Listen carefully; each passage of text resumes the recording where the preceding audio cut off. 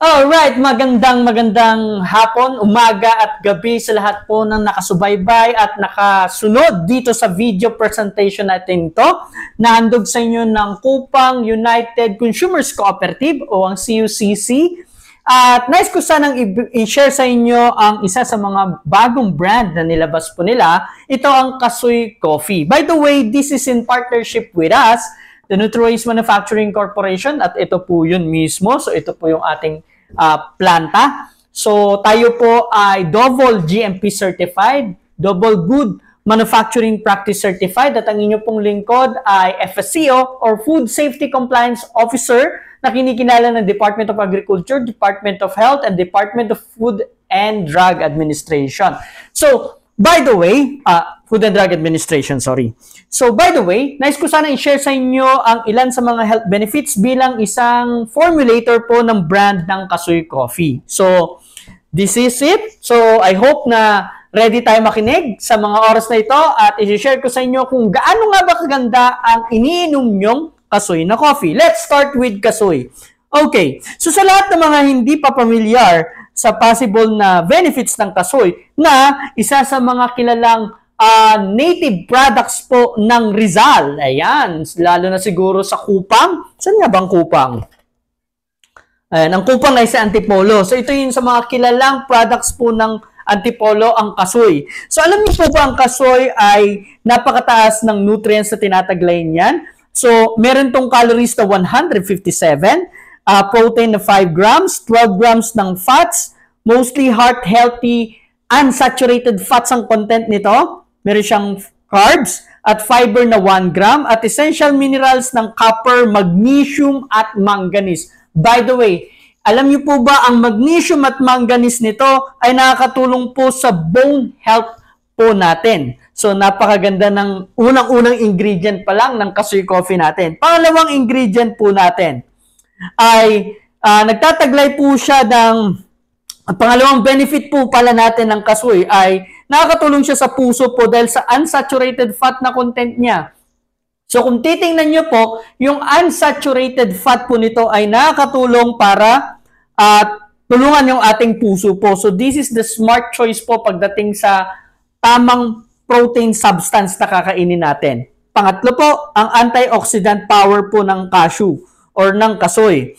Meron po siyang essential element na compound na tinutulungan po nating labanan yung mga free radicals. So kung titingnan nyo po ay Kasoy pa lang ay napakaganda na. Pero dinagdagan pa po natin siya ng ilan pang ingredients tulad ng coffee. So kung familiar, Filipinos favorite. So lahat halos ng Pilipino po ay umiinom ng kape. So try to imagine yung kape na usual na iniinom natin o ang 3-in-1, bakit di natin gawin siyang 4-in-1? So merong Kasoy, merong coffee, may stevia, may mangosteen, at ginseng. So, ito na po yung Kasoy Coffee ng CUCC. So, tingnan niyo po maigi ha. Ang benefits ng coffee natin ay binuboost niya yung energy level po. So, yung coffee po ay nagtataglay ng caffeine na nag-i-stimulate po para magbigay ng dagdag na energy po.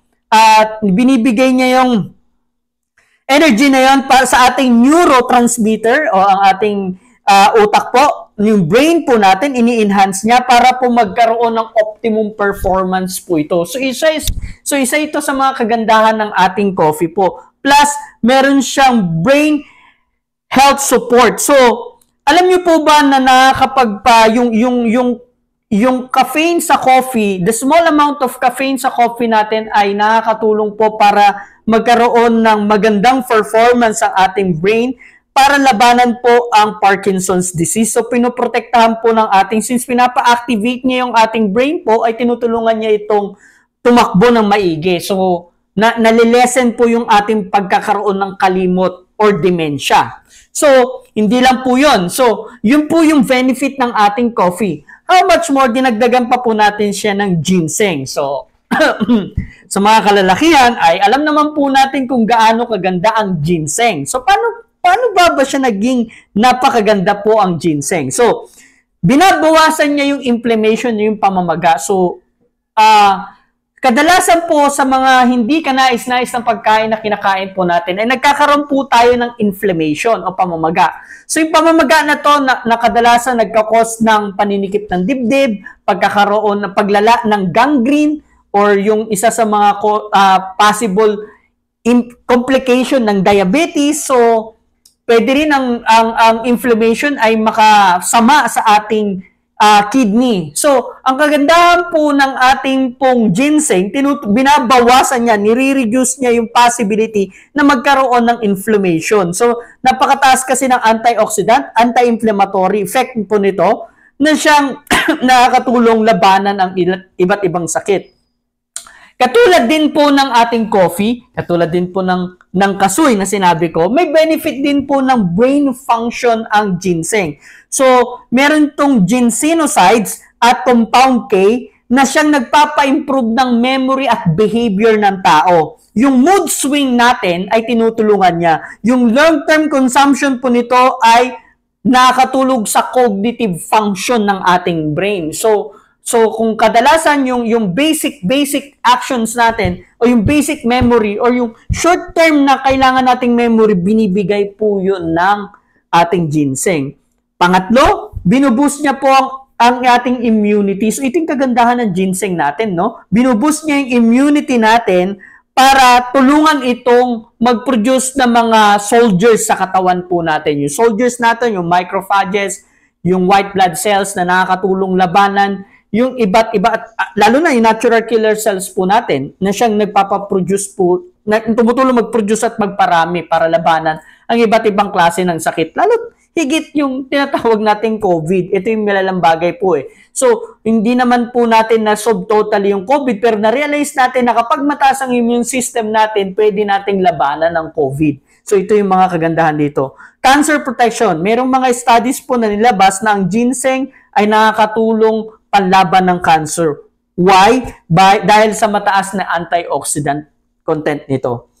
Tulutulungan din po ng ginseng labanan yung fatigue. So katulad po ng coffee na binuboost yung energy level natin, lalo na kung sakaling umaga mo siya iinumin, lalo na kung umaga natin siya iinumin. So nakakatulong siya labanan yung fatigue po natin. So pang-anim, ayan. So ano ba benefit ng ginseng? So pamilyar naman po tayo sa ating mga kalalakihan na dito ay kadalasan merong erectile dysfunction po. So, hindi tayo nagkakaroon ng tamang plug ceremony. Sabi nga nila, yung term na ginagamit nila.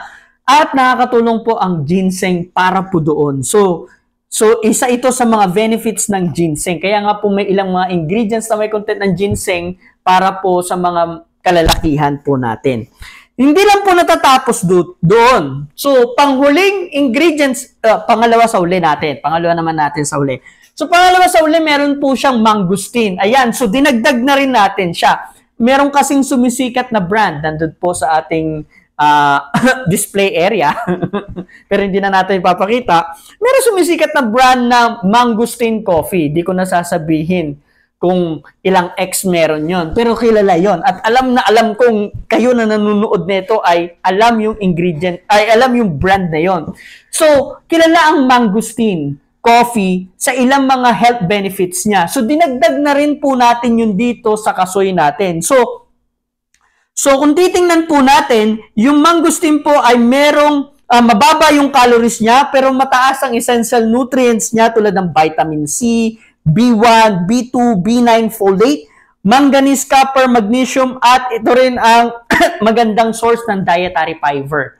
So, tawag nga dito the antioxidant powerhouse. Ito yung pangalawang benefit niya. Bakit meron siyang xanthone? Yung xanthone po ay merong potent antioxidant property na nakakapag-promote ng anti-inflammatory o pagbawas ng pamamaga, anti-cancer, panlaban sa cancer, anti-aging, pampabata, anti-diabetic effects. So, ito yung mga benefits po ng ating mangosteen.